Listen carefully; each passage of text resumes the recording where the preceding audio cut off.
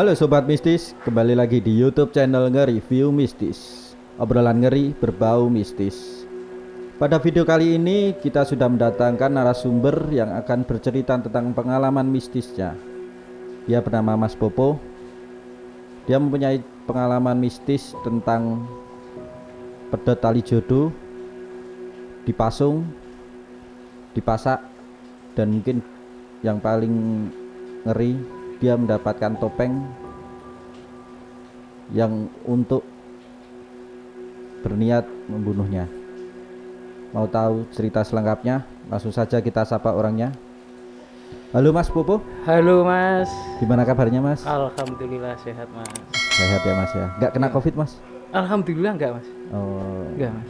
Nggak pengen kena Mas? Oh amit-amit toh Mas, Mas kena COVID. Nek bantuannya gelem Mas, tapi nek penyakitnya gelem. Bantuannya semua pengen Mas ya gitu. Mas. Nah, Mas sendiri mungkin boleh perkenalkan dulu asli dari mana mungkin dan pekerjaan atau hobinya yang. Oh siap Mas, siap. Oke, perkenalkan nama saya Popo. Nama panggilannya itu Popo. Nama asli saya Habib Maskur. Saya Mas bagus kok wajah itu Mas. Oh, ganteng banget. Soalnya nek kalau saya dipanggil Habib takutnya nanti setiap saat saya takbir Mas. Oke. Allahu Akbar. Iya loh Mas. Udah medeni dah. Makanya tak undang Popo we rada imut lho Mas. Walaupun wajah medeni to. Siap. Oke. Pekerjaan saya sementara ini alhamdulillah nganggur Mas. Ngikuti kata pemerintah Mas. Oh. Tetap di rumah saja. Stay di rumah Saya ya, Mas, stay ya. di rumah Mas. Tapi kemarin kayaknya ikut audisi komedi Indonesia ya Mas ya? Iya Mas. Juara 2 ya Mas ya? Juara 2 Mas. Karena yang lain tak kasih obat sakit perut Mas. Oke, siap. Jadi aku sing menang. Juara loro Mas. Nah, untuk pengalaman mistisnya nih Mas, Iya, Mas. tentang pedot tali jodoh dan dipasung sampai berniat untuk membunuh Mas ya? Iya Mas, ya nggak membunuh, cuman niatnya mungkin lebih ke mencelakakan. Lebih ke situ. Itu cerita awalnya itu kayak gimana Mas? Oh, cerita awalnya gini Mas. Dulu tuh saya waktu kuliah, saya tuh punya pacar. Ya kekasih lah, zaman dulu kekasih, tapi nggak gelap, yang gelap saya Mas. Kekasihnya nggak gelap. Terus ya Waktu SMP ya SMA? kuliah Mas, kuliah. Oh, oke. Kuliah Mas. Waktu kuliah punya cewek, dia universitas beda, saya universitas yang di Semarang, dia juga universitas yang di Semarang tapi swasta juga. Oke. Terus kami pacaran, jalan-jalan, maksudnya jalan pacaran itu sekitar 2 tahun. Terus ya jalannya enak-enak aja, terus ada problem, terus kedua orang tua saya juga kurang setuju dengan si cewek itu. Akhirnya saya mutusin untuk putus sama itu cewek. Si dia sih nggak terima putus sama saya, intinya dia masih mau lanjut, dan karena putus saya tanpa alasan mungkin ya, tanpa alasan yang kuat, tapi alasan saya kan sebenarnya karena orang tua saya nggak setuju. Ibu itu lebih nggak suka karena beliau itu mandang cewek saya itu terlalu dominan Dalam arti suka di atas Mas. Nah, di atas maksudnya di atas rata-rata saya. Gitu loh Mas, jadi dia harus yang paling memimpin lah, yang mengendalikan, itu mengendalikan hubungan. Nah ibu saya mandang kayak gitu, ini nggak cocok buat kamu. Ya udah, saya karena 2 tahun itu kan nggak sedikit, jadi udah terlihat wataknya, udah terlihat sikapnya, kan udah terlihat semua Mas. Dari pertimbangan itu, dan saya juga pengen menjadi anak yang berbakti kepada orang tua, rajin menabung, ya kan gitu loh Mas. Nah saya putuskan untuk berhenti sama dia nggak terima, sampai dia marah-marah terus, sampai dia itu pernah di rumah saya, di kampung saya, di depan gang saya itu dari jam 10 sampai jam 3 dia nggak mau pulang. Dia nungguin pokoknya sampai saya mau menemuin dia, padahal saya itu nggak di rumah, saya di kos. Terus saya bilang sama dia, ya udah nanti kita ketemu di kos kamu aja, saya bilang gitu, kita ngomongin lagi lah, saya bilang gitu. Udah dia balik, terus saya ngomong lagi, intinya saya tetap nggak mau. Setelah itu saya pergi ke luar kota untuk caranya biar dia tidak bisa menghubungi saya lagi, tidak bisa mencari saya. Menghindar keluar kota ke Solo, saya pergi ke Solo. Terus Setelah itu udah kita udah break, udah putus hubungan, udah nggak ada apa-apa, udah saya jalan, saya menjalin hubungan dengan orang lain. Nah waktu itu saya menjalin hubungan udah serius dengan orang lain, selalu gagal mas. Jadi udah mau lamaran, udah kenalkan orang tua, dia nggak mau, si pasangan saya itu nggak mau, jadi mundur, nggak jadi. Tanpa sebab. Saya tanya alasannya, intinya dia nggak mau. Gitu sampai 2 kali, sampai 3 kali, sampai saya sempat frustasi, apa jodohku hilang, apa jodohku mati, sampai sempat mikir gitu loh. Nah terus dijodohin lah sama paman saya yang di Solo, jodohin, dikenalin nama cewek, ini ada cewek temennya Om, dia bilang gitu. Saya temuin, kita udah ketemu, ngobrol-ngobrol, cocok, ta'aruf lah caranya gitu. Kajak seminggu setelah itu dia nggak mau sama saya.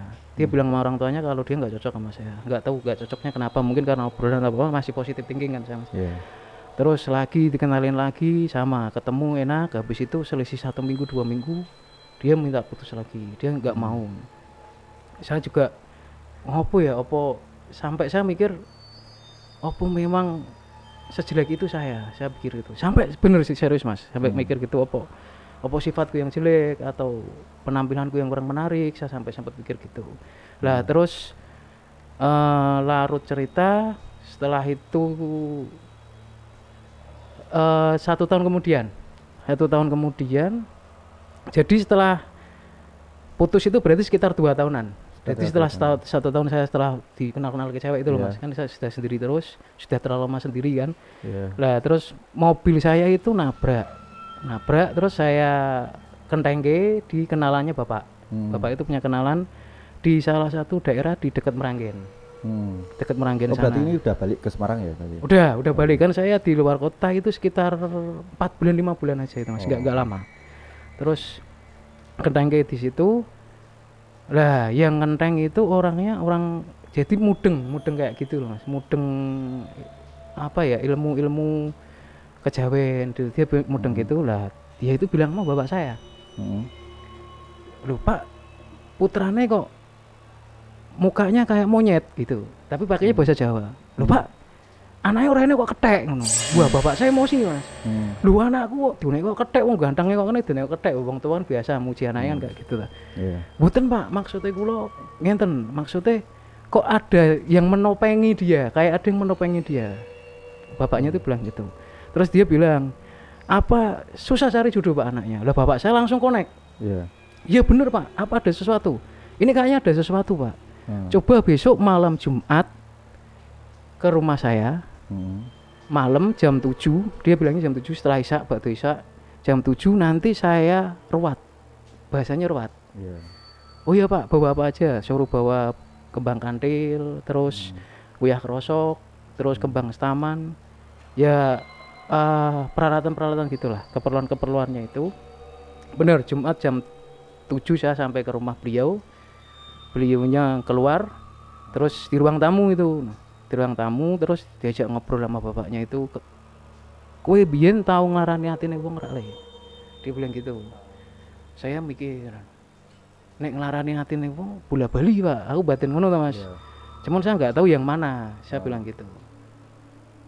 Wong wedok le, dia bilang gitu. Ya masa mau cowok mas? Soalnya omonganku kadang nglarani atine wong lanang mas. Oh gitu ya. Mas. Soalnya yo piye mas, asik dhisik mas. Yang penting masuk ngono ra. Lah bapaknya bilang gitu mas. Saya mikir-mikir, saya belum connect. Kayaknya ada pak. Lah itu mas, ini sebabnya salah satunya dari itu. Orangnya itu kecewa sama mas. Sampean ini dipasang topeng. Jadi topengnya tuh kayak monyet. Katanya bapaknya tuh kayak monyet. Terus dipasung. Dipasak itu dipasang-pasak. Tapi dalam wujud orang tua. Di tubuh saya dipasang pasak, terus dirantai, dirantai, terus yang terakhir dipedot tali jodoh saya. Benang merahnya, katanya beliau benang merah jodohmu wis dipedot mas, kata beliau gitu.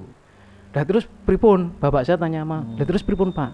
Nggih pak, kalau dibantu bapak itu di ritual lah, saya dimandiin pakai banyu kembang tadi, dimandiin, terus dibacain apa saya juga nggak tahu, intinya saya mandi di malam hari. Terus sudah selesai ritual itu semua, udah selesai dibacain, bapaknya bilang mas kula mung saged nguculi Nggih. mung topenge mawon.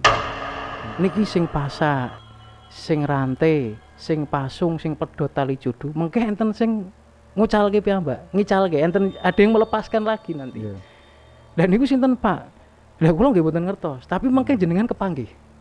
Nanti kamu akan ketemu sama orang-orang itu yang bisa ngelepas itu. Oke lah, setelah itu udah pulang, kembali ke rutinitas sehari-hari saya. Kembali sehari-hari saya, lah mbak saya, kakak saya perempuan itu beliau punya guru spiritual. Beliau punya penyakit gitu, terus dia punya guru spiritual. Iya. Guru untuk menyembuhkan penyakitnya beliau. Lah terus beliau ngobrol-ngobrol sama gurunya itu perempuan dari Pati. Pati. Ya. Roro Wening namanya, nama anunya Roro Wening. Ibunya itu namanya Roro Wening. Terus mbak saya cerita sama ibunya itu, terus beliau connect. Ya udah, adiknya diajak ke sini. Saya diajak ke rumahnya beliau. Ketemu beliau, ngobrol-ngobrol, terus sama disuruh ke situ hari Kamis juga. Tapi Kamis pon. Beliau mintanya Kamis pon. Malam Mas jam 10 ke sini. Mengke sampean tak adusi. Oke. Bener, malam saya ke situ ke rumahnya saudaranya ibu itu. Jadi ibu itu di posisinya di rumahnya di dekat rumah bapak saya. Jadi ke rumah saudaranya. Posisinya di rumah saudaranya itu. Tapi aslinya dia orang Pati. Terus dari situ saya dimandiin, dipakein jarik apa saya lupa. Jariknya khusus. Jadi katanya ini mintanya jarik ini Mas. Dia bilang gitu, jarik ini. Terus dimandiin malam hari. Terus dia bilang ini syaratnya harus ke salah satu pantai di selatan, Pantai Kukup. Kukup, oh iya. Ya, mintanya ke Pantai Kukup. Ini harus ke Pantai Kukup Mas. Nanti Mas tak mandiin di sana lagi. Beliau bilang gitu. Oh iya Bu, kapan Bu? Saya tanya gitu. Lusa Mas, hari Selasa. Beliau bilang gitu, hari Selasa nanti berangkat ke sana. Nanti saya rawat di sana. Beliau bilang gitu. Ya udah, beneran hari Selasa pagi kami berangkat. Saya, ibu saya, bapak saya sama ibu itu berangkat ke Gunung Kidul. Pantai Kukup itu. Sampai ke Pantai Kukup saya disuruh pakai jarik, pakai belangkon dari beliau. Belangkonnya dari beliau. Pakainya dari Semarang. Oh, berarti pakainya sama. Dari Semarang, dari rumahnya saudaranya ibu itu suruh pakai itu, udah pakai jarik, pakai belangkon, dari situ sampai ke lokasi. Sampai pulang juga harus dipakai juga. Jadi sampai nanti balik lagi baru dilepas. Lah, sampai di Pantai Kukup itu sekitar jam 12 siang. Itu kondisi laut pasang, Mas. Laut pasang, laut gede banget, ombaknya gede banget. Terus beliau bilang, "Sik Mas, tunggu sedilo," beliau bilang gitu. Terus beliau itu kayak melakukan suatu ritual, nggak tahu ya, kayak di beliau itu duduk kayak duduk di antara dua sujud itu loh Mas. Simpu gini loh. Lah, duduk di bawah gitu, di atas pantai, beliau itu tangannya gini. Terus ombak itu diginiin. Itu surut Mas. Yakin, serius ya, surut. Lah itu baru saya tahu itu karang-karang. Sampai kan itu Kukup ada kayak tulisan Kukup gitu kan. Itu karang-karang hampir habis karangnya di situ. Jadi sampai awalnya pasang. Karangnya nggak kelihatan. Tapi habis itu kelihatan. Jadi saya lewat karang-karang. "Yo Mas, tumut kulo." Gitu. Majulah ke tengah. Di karang-karang itu maju hampir mau ke dalamnya lah. Tapi di karang-karang itu hampir mau. Dah pun mriki mawon. Di situ saya duduk. Suruh duduk. Diambil ke air. Pakai gayung gitu toh, gayung yang batok itu loh Mas. Gayung batok itu diambil ke dimandiin. Yang air lautnya itu. Air lautnya langsung, tapi yang agak tengah. Jadi enggak dari pinggir. Jadi dari pinggir setelah surut saya jalan. Tapi itu surut beneran. Surut beneran. Kelihatan itu karang-karangnya itu kelihatan semua. Jadi saya ngelewati karang-karang itu sampai tengah, agak tengah gitu, baru beliau ngambil air dari lautnya itu, dari ombaknya itu, dimandiin saya. Udah Mas, sampun Mas. Pun langsung kembalilah mandi, salin, terus ibunya bilang, "Ini rantainya sudah saya lepas." Ibunya bilang gitu. Niki rantainya pun kalau lepas Mas. Niki kirang pasak pasung sama pedot tali jodone sampean. Ibu itu tahu padahal saya nggak cerita. Saya nggak cerita kalau saya dipasang kayak gitu-gitu, nggak cerita. Tapi nggak tahu kakak saya cerita apa nggak tahu ya. Kondisi saya nggak cerita. Nah terus gimana Bu? Terus pripun? Kan kalau tanggal itu. nggih pun dilakoni mawon. Dilampahi, nek Iya. pribadi ngono. Iya. Dilampahi mawon Mas, mengke kan kepanggih piyambak. Iya. Bilang Berarti gitu sama ibunya. yang Ya, Bapak hampir maksud itu ya? hampir sama gitu. Oke lah, beres itu udah. Saya kembali ke rutinitas itu pulang terus kembali ke rutinitas lagi selisih 5 bulan kalau nggak 6 bulan. Kakak saya dapat lagi guru spiritual lagi di daerah sini. Tanah Putih, Berarti Semarang. Semarang lagi. Hmm. Di Tanah Putih itu ada ibu-ibu, dia orang pinter juga, sering nambani orang-orang gitu. Lah, mbak saya juga cerita juga di situ gini. Terus di terawang sama ibu itu, wah ini abot mbak, mbak, adikmu abot iki mbak, dia bilang gitu. Duh, napa nggih? Ibu mbak saya cerita sama saya kan gitu. Napa nggih? Ya, kisok kon gowo rene. Itu kalau itu ada maharnya. Ada maharnya, untuk syaratnya ada maharnya. Ini iki harus enek mahari mbak. Dia minta mahar, dia bilang gitu. Berarti yang awal pertama kedua itu nggak ada mahar? Nggak kalau ada, yang ini nggak ada. Kalau ini nyebut dia ada mahar. Dia minta mahar, ada mahar tersebut lah, ada mahar tersebut. Ya udah nggak apa-apa, kapan mbak, bu digarapnya, dia bilang gitu kan. Dikerjainnya kapan? Nanti mbak, nanti tak kabari. Si ibunya itu bilang gitu. Terus dapat info lagi, bib besok minggu disuruh ke sana, minggu malam jam 8. Jam 8 disuruh ke sana, nanti kamu mau dibersihke. Mbak saya bilang gitu. Oh yaudah, nggih pun ke sana minggu malam sama mbak saya sama suaminya mbak saya bertiga. Terus digarap, saya masuk ke rumahnya, terus ngobrol terus ditanyain sama ibunya itu, pripun mas, pun siap? Nggih pun bu, monggo. Nggih pun, monggo ten wingking di ruangan beliau, ruangan praktek beliau. Jadi di kasur gitu, tapi kasurnya di lantai, enggak di depan. Kasurnya di lantai, saya disuruh berbaring. Ya udah mas, berbaring dulu. Terus kakak ipar saya, jadi mas saya yang suaminya mbak saya disuruh nyaksiin. Mas, ikut nyaksiin. Oke, ikutlah kakak saya nyaksiin, saya disuruh tidur. Saat itu yang suaminya megang kaki saya, yang ibunya itu megang dari kepala saya ini kayak dipijat gitu, terus kayak diurut sini, terus setelah itu kayak ditarik mas, dari perut gini kayak ditarik. Nah, saya tuh nggak kerasa apa-apa, nggak, saya biasa aja. Cuman kakak saya yang mas IP saya tadi bilang, itu pas kondisi narik gini itu ada suara orang tua yang keluar. Tapi padahal mas nggak merasakan? Enggak, saya nggak ngerasain apa-apa, nggak ngerasain. Cuman kakak saya setelah dari situ kan ditanyain, Mas Untung ya kakak saya nyaman Untung kan, Mas Untung ninggalin apa? Kalau mireng bu, mireng ada suara itu kayak orang tua, kak ngerintih. Jadi suaranya kayak gitu, kayak orang tua tapi ngerintih. Wah merinding mas, aku nih cerita mas. Sama mas, ini juga serius mas, ini merinding tangan. Jadi dikeluarin sama ibu itu. Cuman mas saya bilang dengeran suara kayak gitu. Jadi gak ngerti kesakitan tuh, dicabut kan. Dicabut. Terus itu udah lepas sih.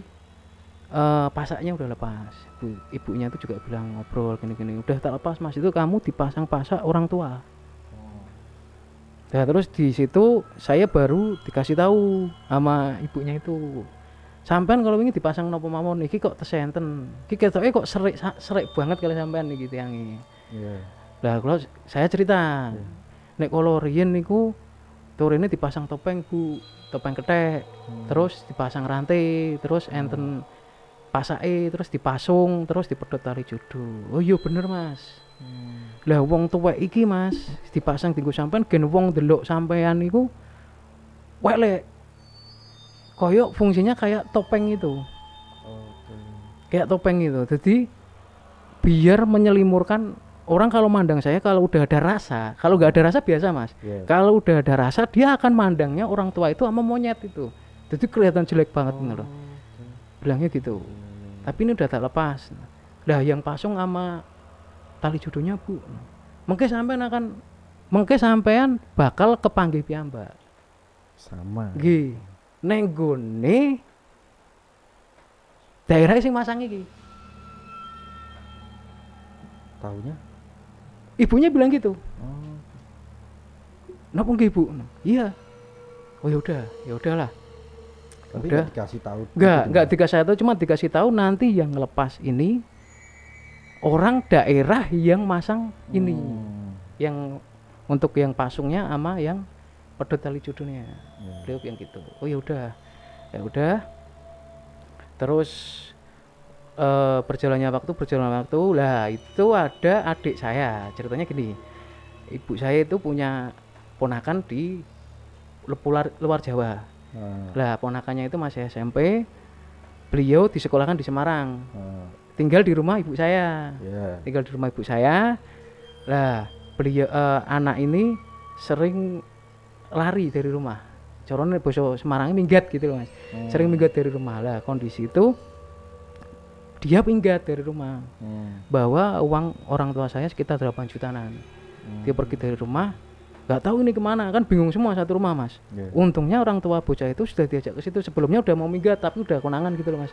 Udah konangan, terus dipanggil orang tuanya kalau kita udah nggak sanggup lah untuk menjaga anak ini, takutnya nanti kalau hilang kita yang ditanggung jawab kan mas.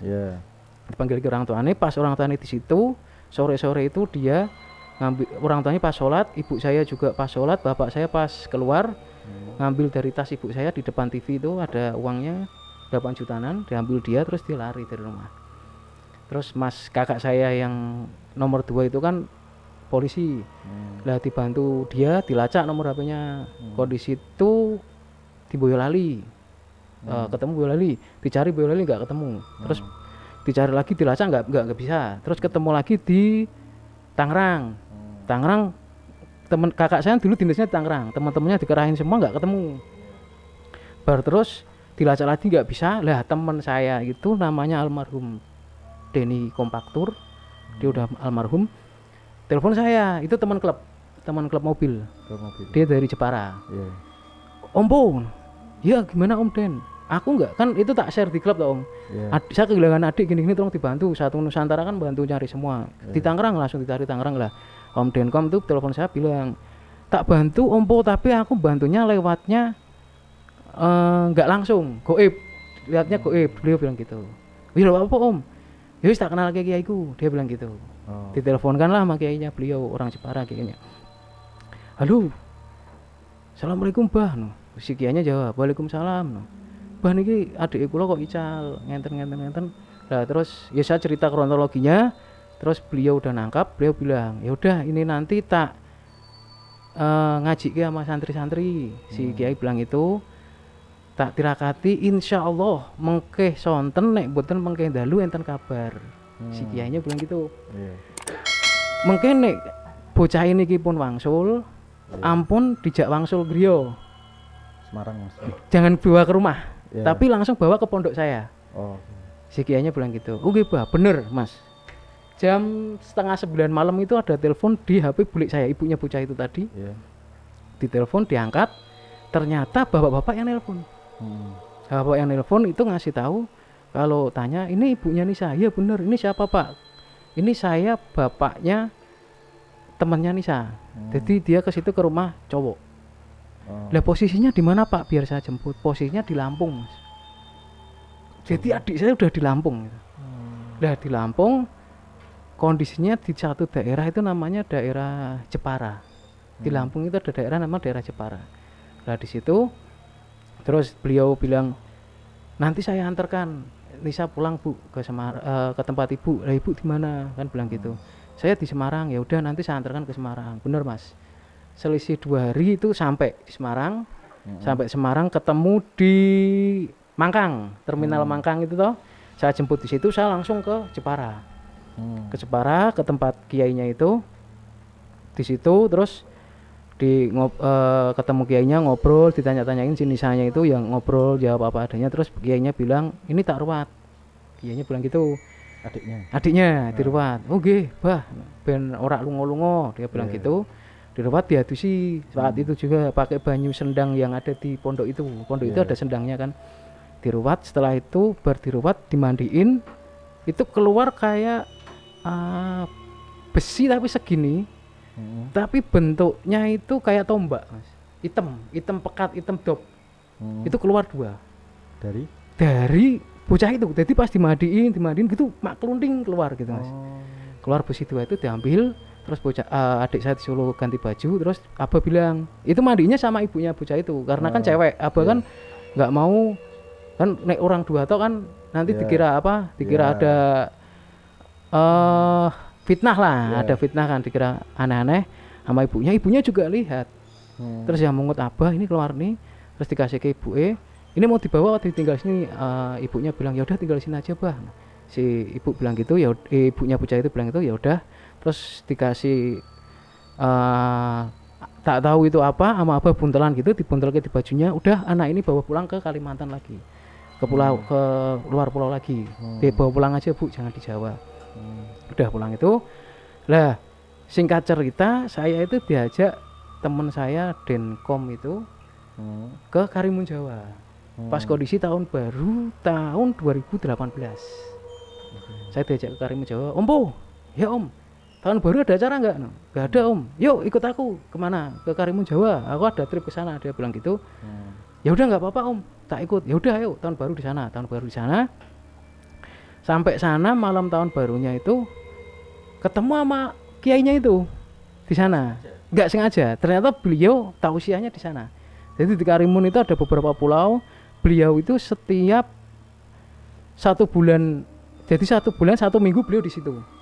Terakhirnya itu malam Jumat Kliwon beliau balik lagi ke pondok. Jadi Kemisnya beliau balik ke Jepara.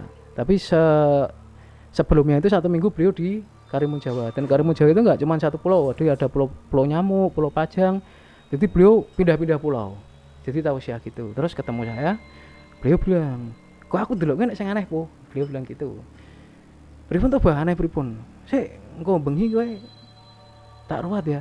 Beliau bilang gitu. Oke Bah, boten napa-napa. Engko bengi ketemu aku lho nggih. Bener, malam tahun baru itu saya mau diruat beliau.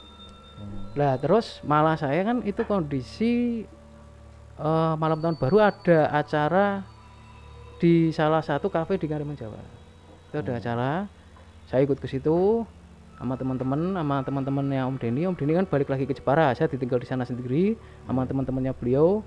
Ya party gitu lah, anak muda lah Mas. Anak muda pulangnya udah jackpot. Ketemulah sama Abah di salah satu angkringan di sana.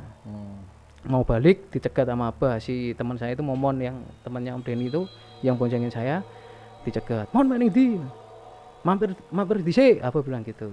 Mampir, saya udah kondisi ya setengah sadar, setengah tiang lah Mas kayak gitu. Terus saya duduk di Abah di situ di depan, saya di sini di meja gitu. Saya langsung gini karena pusing kan, kepalanya udah pusing Mas, udah pusing. Abah bilang, "Lho Ki, popo napa?" Bilang gitu kan. Tanya sama Momon tadi. Enggak ngerti Abah ngono. Lah nduk apa kayak apa Mon? Abah tanya gitu ta. Anu Bah, Mas Popo iki mau galau. Cerita mbek aku nek galau, cerita putus cinta lah Bah. Tak kei banyu putih Bah. Tak pocoke kok sampean, tapi bar ngombe malah dhewe ngelu ngene Bah ngono lah. Itu serius bilang gitu kan. Wah, lu banyune banyu apa Mon? Lah sebelah Abah itu kan ada Pak RT-nya Karimun Jawa. Pak Udin itu. Wah, itu kok banyu putih, banyu vodka iku Bah, bilang gitu loh. Apa iku vodka? Abah kan enggak tahu. Wah, ben-ben Bang. Masya Allah, Abah bilang gitu. Iki tak ruwat malah mbok ombeni to Mon. Abah bilang gitu. Rencananya kan malamnya saya mau diruwat dimandiin di pantai. Malah mbok gawe kok ngene kowe ngawur Mon. Mboten apa mon kayak banyu nganu, banyu donga Bah ngono ta. Udah, terus lanjut pulang dari situ saya ya nuntun Abah. Soalnya kan kamar saya ternyata sebelahnya kamar Abah. Jadi beliau masih temenan sama Denkom kan, temenan itu saya kan tinggalnya di homestay-nya Denkom. Lah kamarnya Abah sebelah saya dituntun Abah sampai ke kamar, sampai ceritanya paginya itu malam itu saya sampai muntah-muntah yang nganterin Abah di toilet. Jadi di rumah Abah ya. Terus sampai pagi Abah itu udah pindah ke pulau lain. Saya bangun agak siang, saya ngetrip gini-gini udah sampai 1 minggu saya nggak ketemu Abah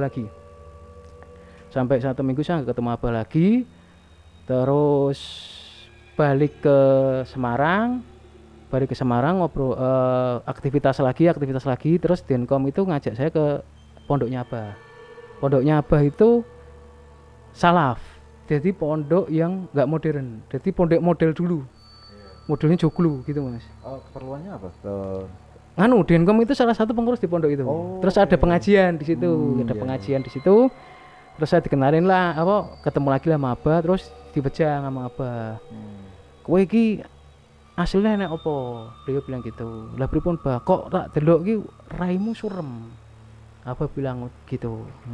Oh yo wis wong sing kalau dibilang ki piye Mas? Kayak rak di masa depan ngono loh. Jadi kok gak punya harapan loh, dari pandangannya Abah, tapi saya sendiri kan punya harapan. Rokok ya Mas ya? Iya, monggo Mas.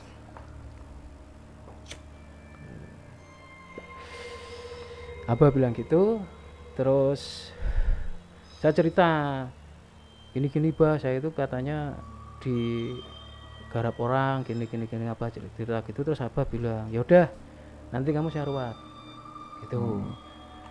Kapan Bah? Ya gue enek waktu nih. Abah bilang gitu. Enggak langsung ada waktunya, tak tirakatane sih Bu. Dia bilang gitu. Terus kondisi itu Abah itu ke Semarang karena beliau punya murid di Semarang. Beliau mampir di Semarang, terus saya ikut mampir ke muridnya beliau itu. Saya dapat kabar kondisi itu malam Lebaran Haji. Malam Lebaran Haji. Ya belum malam Lebaran sih, mau Lebaran Haji. Berarti dari yang tanah putih itu sama ketemu mau diruat Mbah siapa? Abah ini ya. Abah tadi itu selang waktunya agak lama ya? Agak lama, itu sekitar ya 8 bulanan lah Mas. 8 bulanan.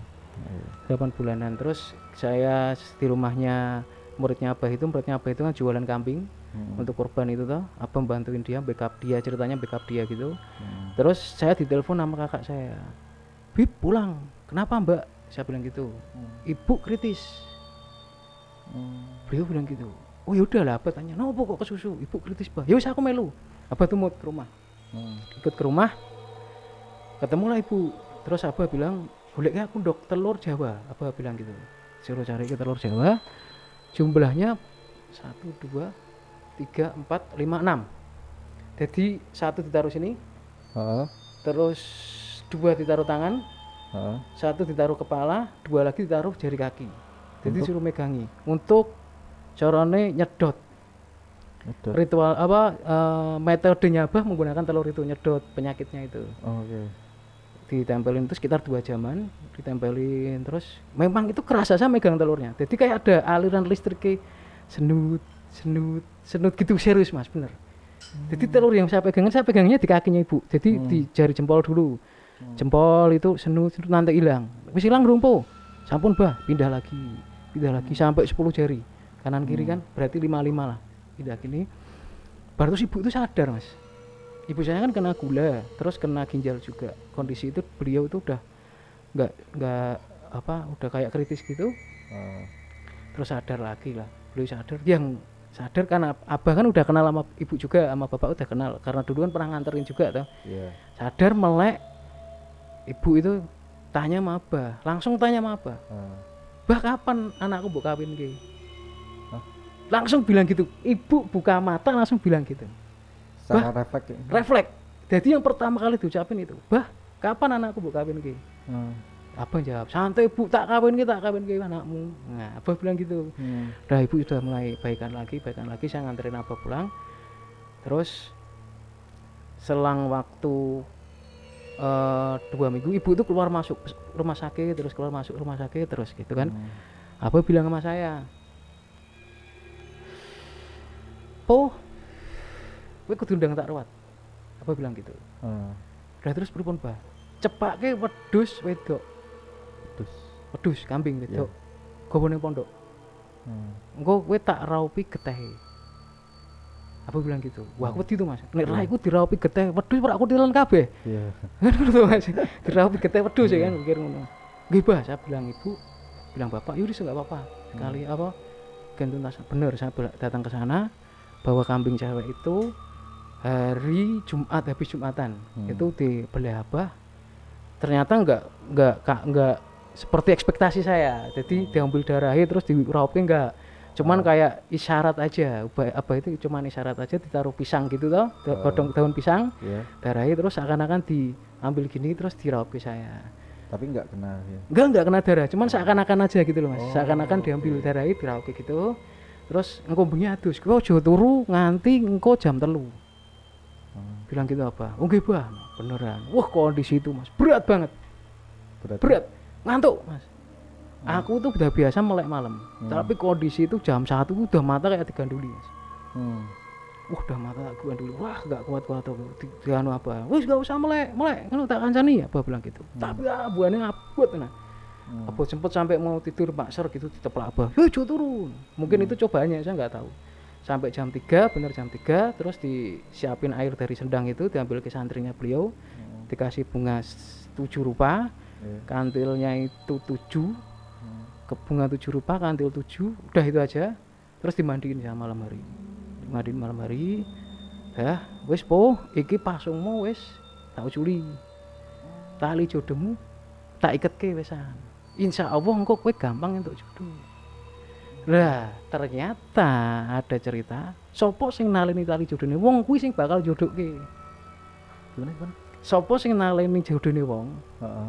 kuwi engko sing bakal jodohke. Ternyata benar, Mas.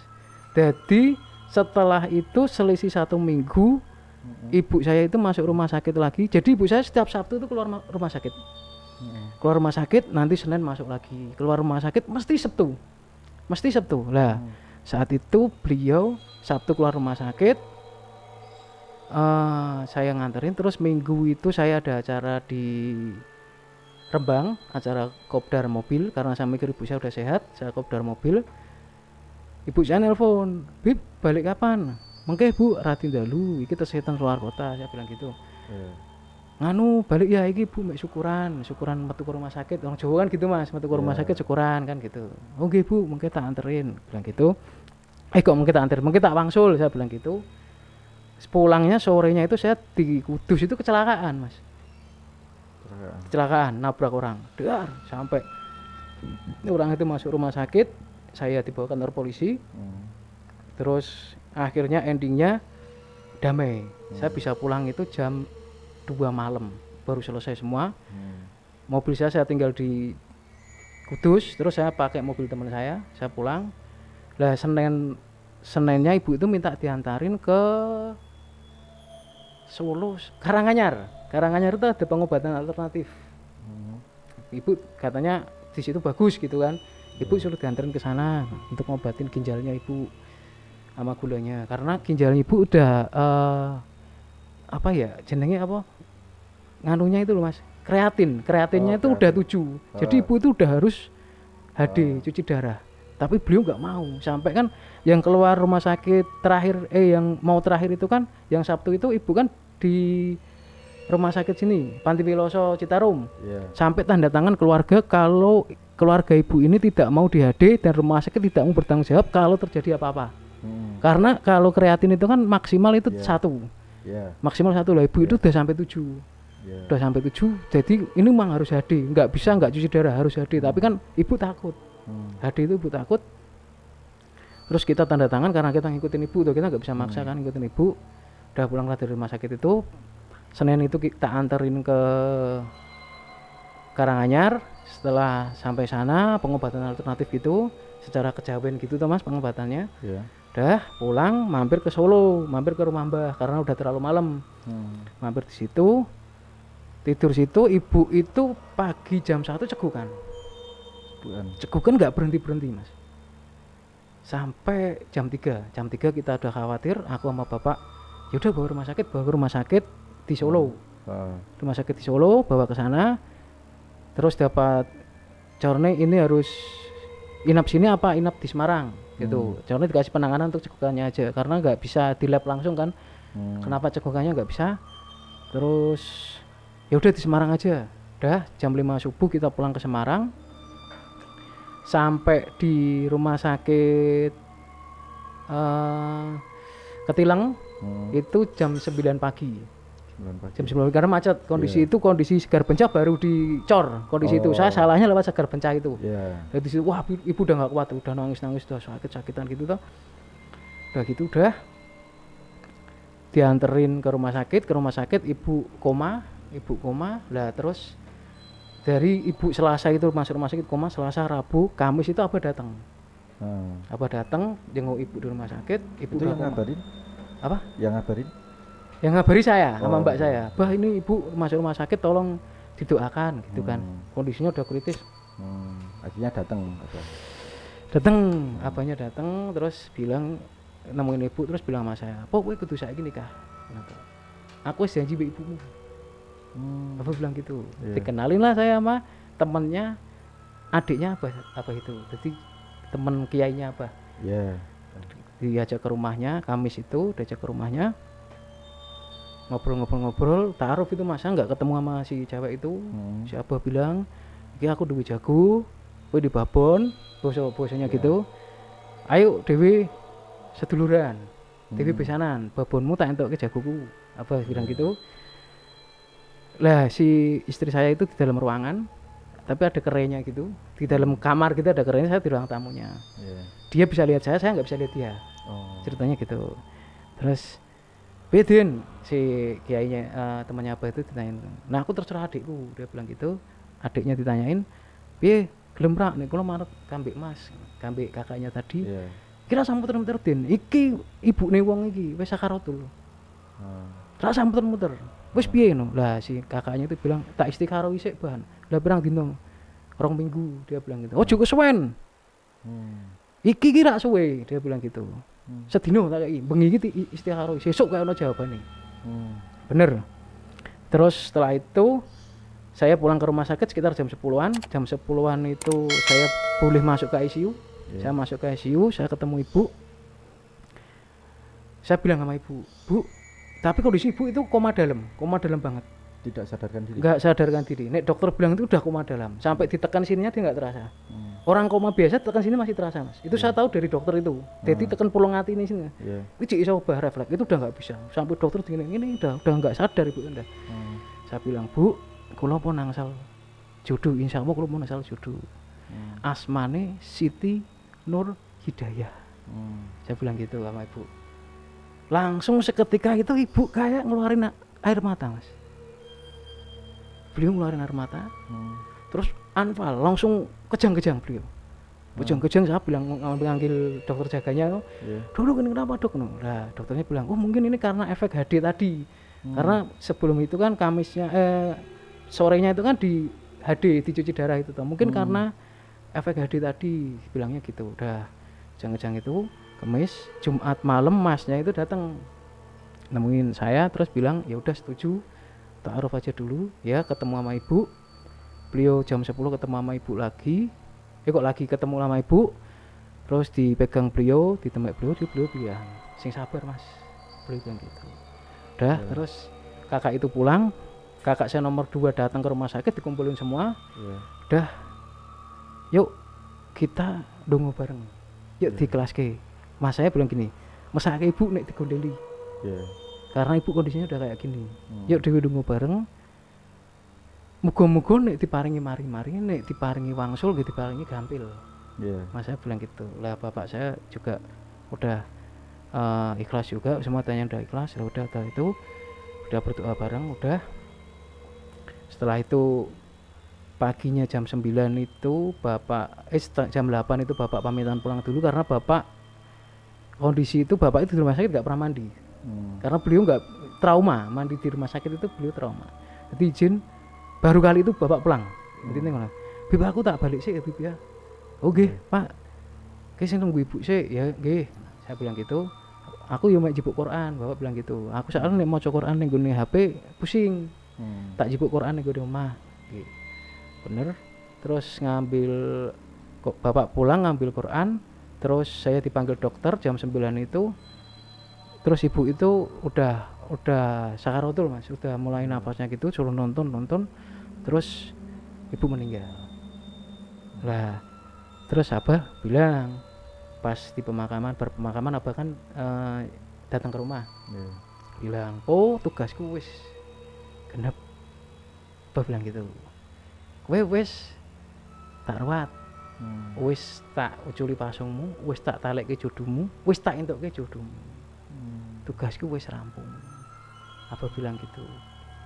Nah setelah itu udahlah saya menjalani kehidupan, udah mulai itu jadilah saya nikah dengan istri saya itu Sampai sekarang. sampai sekarang. Jadi pengalamannya lebih di situ Mas. Oh, oke.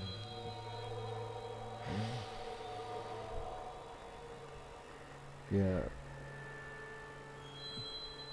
ya sangat mengharukan sih Mas. Iya Mas. Ya. Aku mau bertanya beberapa ya Mas ya. Iya siap Mas.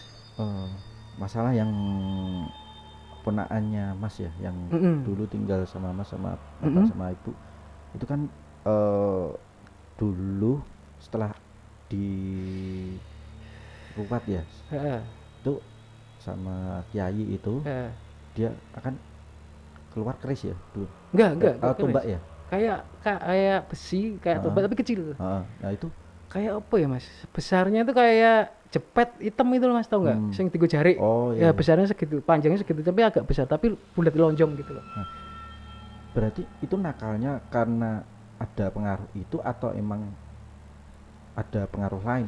Kalau setelah itu kan ditelusuri Mas sama om saya, terus ditelusuri abah juga, itu karena pengaruh lain.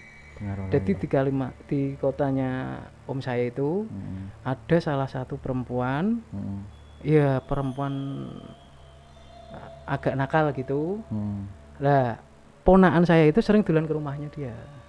mm, Lah perempuan itu sering corone ngait bojone wong ngono lho Mas, sering gitu. Lah setelah sering ke rumah itu kok ponakan saya itu kan masih SMP, kondisi itu masih SD lah, SD kelas 6, kok seneng dandan. mm. Om saya yang bingung, kok kecik bocah kok seneng dandan, Iya. seneng pedaan, seneng lipstikan kayak gitu loh. Lah diurut-urut ke kemungkinan itu kepasang dari situ. Oh, Katanya itu. oke, oke, oke. Untuk mungkin almarhum ibu ya, Iya. semoga husnul khotimah Amin sampai amin amin. diterima di sisinya, Amin. ya dilapangkan kebunnya dan Amin amin. ya nanti bisa berkumpul bareng ketika pas Amin. di akhirat nanti ya Mas ya. Amin amin. Mungkin ada cerita lain Mas yang Wah, ada Mas. ada lagi Ada Mas. tentang apa nih Mas? Itu tentang disukai jin. Saya pernah disukai Disukai jin. jin. Disukai jin. Oke. Serius Mas itu. Mungkin nanti ceritanya di part yang kedua ya Mas ya. Siap Mas, siap. Oke, siap. Oke. Oke, sobat mistis, mungkin seperti itulah cerita dari Mas Popo tentang mungkin pengalaman ketika menemukan jodohnya dengan berbagai rintangan yang mungkin bisa dibilang ya mungkin ini udah takdir, dan kalaupun takdir juga dia dibantu dengan orang-orang yang mungkin sudah dipertemukan dari Yang Maha Kuasa juga sendiri. Mungkin bisa diambil hikmahnya bahwa sebelum meninggalkan dunia ini mungkin ada beberapa pesan ataupun keinginan orang tua juga yang ingin anaknya lebih bisa dalam arti memenuhi kepinginannya juga sendiri. Oke, nanti bisa disambung di part kedua tentang disukai jin ya Mas? Iya Mas. Oke, sobat mistis, nanti dilanjut di part kedua.